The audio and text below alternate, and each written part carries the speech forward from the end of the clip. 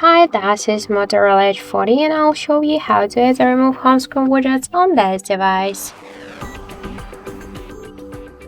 So first, hold for a while the home screen with your finger and tap to the widgets icon, and after that you'll see here all of the available applications with widgets you could add.